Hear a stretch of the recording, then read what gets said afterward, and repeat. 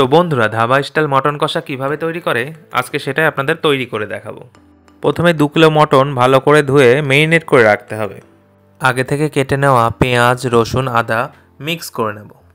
হলুদ, লঙ্কা, জিরে এই 3টে গুঁড়ো একসাথে মিশিয়ে নেব। সব কিছু দেওয়া হয়ে গেলে উপর থেকে ছড়িয়ে দেব সর্ষের তেল। এই সব মশলা দিয়ে মেখে মোটামুটি আধা ঘন্টা মেরিনেট করে রাখতে হবে। মাংসটা ভালো করে মাখতে হবে কিন্তু। এবার কড়াইতে সর্ষের তেল গরম হয়ে গিয়েছে। প্রথমে আলুগুলো ভেজে নেব। পরে একে একে পেঁয়াজ, আদা, রসুন বাটা গরম তেলে দিয়ে দেব।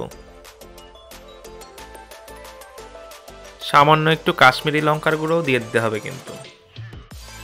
মশলার উপরে তেল ভেসে উঠলেই মাংসটা ছেড়ে দিতে হবে কিন্তু। এবারে মেরিনেট করা মাংসটা মশলার মধ্যে দিয়ে দেব। মাংসের ফ্লেভারটা বাড়ানোর জন্য আর একটু সর্ষের তেল দিয়ে দেব। এরপরে গ্যাসটা লো ফ্লেমে রেখে মাংসটা সুন্দর করে কষিয়ে নিতে হবে। আগে থেকে ভেজে রাখা আলুটা এবার মাংসের মধ্যে দিয়ে দেব। মাংসের সেই লোভনীয় কালারটা কিন্তু অলরেডি চলে এসেছে।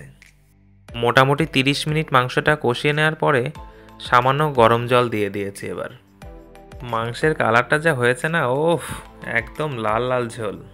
এই মাংসটা আপনারা সাদা ভাত, ফ্রাইড রাইস, নান, রুটি, পরোটা সব কিছুর সাথেই সার্ভ করতে পারবেন। ভিডিওটি ভালো লাগলে অবশ্যই একটি লাইক করে দেবেন, সাথে সাবস্ক্রাইবও।